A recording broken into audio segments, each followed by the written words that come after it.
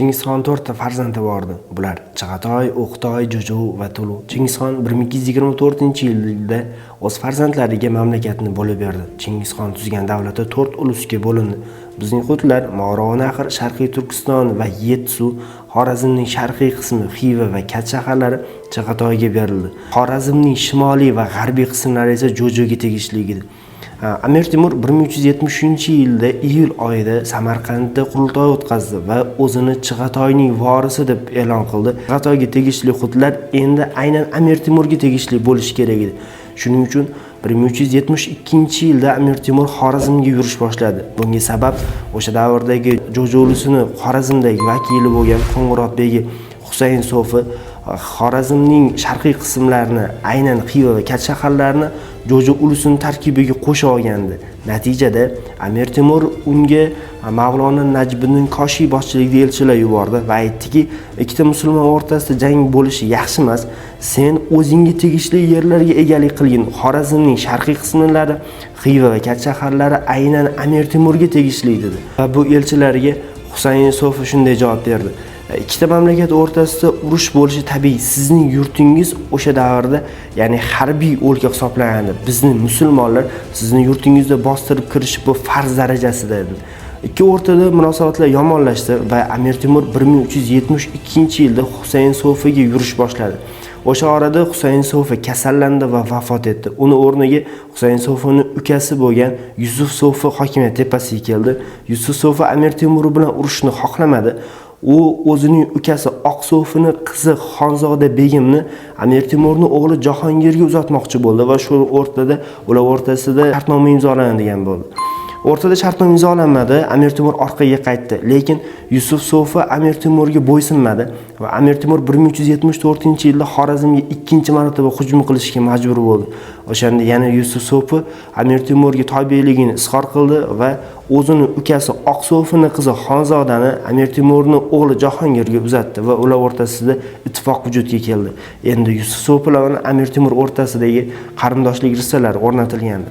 Amir Temur 1376-yilda O'risxon bilan urushdi. Amir Temurning qiyin vaziyatdan foydalangan Yusuf Sofi Kaspiy, Xazar va Buxoro orolidagi turkmanlarni Yusuf Sofi taladi va Buxorogacha bostirib kirdi. Bu orada Amir Temur bu munosabatlardan ranjidi va munosabatlarni tinch yo'l bilan hal qilmoqchi bo'ldi. Amir Temur Yusuf Sofiga elchilar yubordi. Elchilar ikkita qarindosh nega bunday munosabatlarga kelish kerak degan so'zlarni aytganda Yusuf Sofi elchilarni qamab qo'ydi.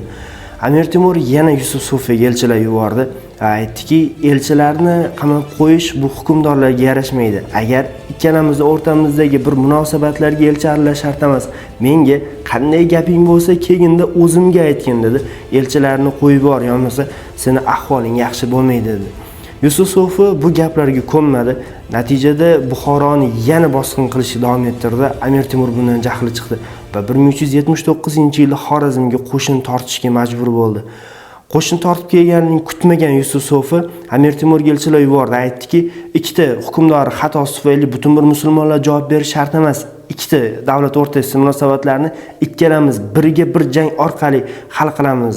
Amir Temur bu masalaga rozi bo'ldi. Aytdiki, Yusuf Sofidan bu mardlikni kutmagandim va u bilan jangga o'zim chiqaman dedi. Shu orada Amir Temurga Amir Sayfiddin Bahodir oyoqlariga yotib oldi. Amir Temur jangga chiqishi shart emas. Bizdagi bir qullar turganda Amir Temur jangga chiqmasin, biz chiqamiz sizning o'rningizga dedi. Lekin Amir Temur bunga ko'nmadi. Oyog'i o'ng qo'li nogiron bo'lishiga qaramasdan o'zi ot choptirib ketdi. Bu Amir Temurning bir mardligi edi. Yusuf Sofi Amir Temurning bunday mardlikni kutmagandi. Yusuf Sofi Amir Temurni jangga chorlashiga javob bermadi va qalasidan tashqariga chiqmadi.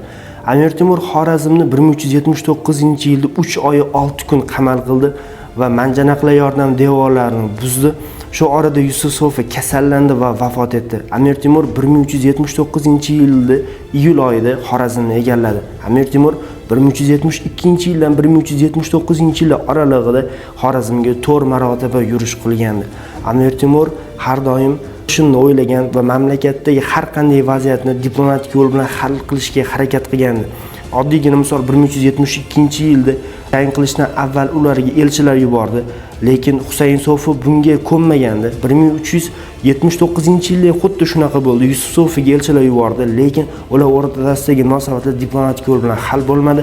Amir Temur o'zlarining so'zi, diplomatik yo'l bilan hal bo'lmaydigan ishlar doim qilich kuchi bilan hal bo'ladi.